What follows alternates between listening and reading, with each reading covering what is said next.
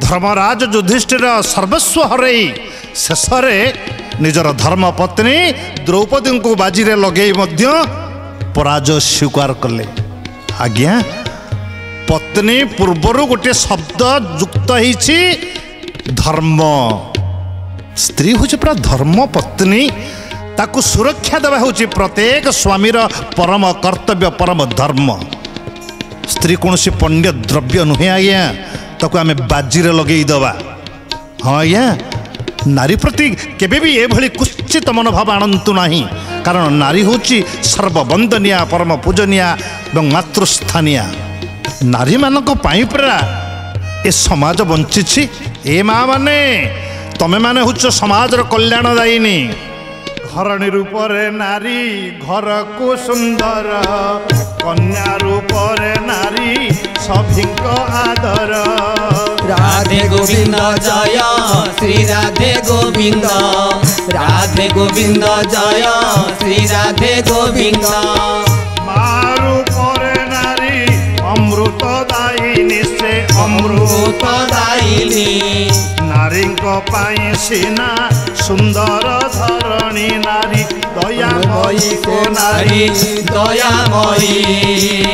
नारी को असम्मान कर नाही दयामयी। आज्ञा माने नारी मानकु केबे भी कौनसी परिस्थिति रे असम्मानित करंतुनी। नारी मानक पई आम समाज सुंदर किंतु सेदिन धर्मराज युधिष्ठिर द्रौपदी को बाजी रे लगे जिते पराजय स्वीकार करले दुर्योधनर इंगित रे पापाचारी दुर्मति दुशासन राणी अंतपुर मध्यरु पाका अस्पृश्या एक वस्त्रा द्रौपदी केश आकर्षण करी भरा कुरुराज सभा तलाणी उपस्थित करैला। धारदार हे लुह गड़ी जाउची द्रौपदी चक्षुरु। दुशासन कबलरू मुक्ति पाइबा पई सत चेष्टा करी मध्य द्रौपदी मुकुली पारुनांती।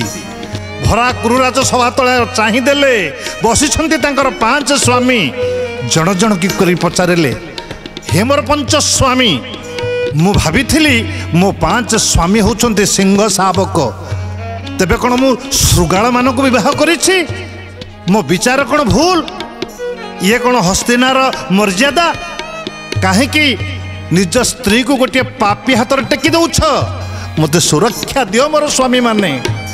अकुल निवेदन करी सेदिन द्रौपदी महाराणी समस्त निकट रे सुरक्षा प्रार्थना कले। अकुले केते कांदिले निज जनंकु निंदिले बोइले नाही की आखी पंडु नंदन बोइले नाही की आखी पंडु नंदन नाही की भुज विक्रम की लागी देखाओ धम विवशना करिबाकु धाई अधम विवशना करिबाकु धाए अधम। धिक तुम पुरो सपन धिक तुम पुरो सपन धिक राजस्वय यज्ञ कला प्रमाण। द्रौपदी निजर स्वामी मानकर निरपता देखी धिक्कार कला कला छी धिक तुम पौरुष पणिया यही तुम पौरुषत्व।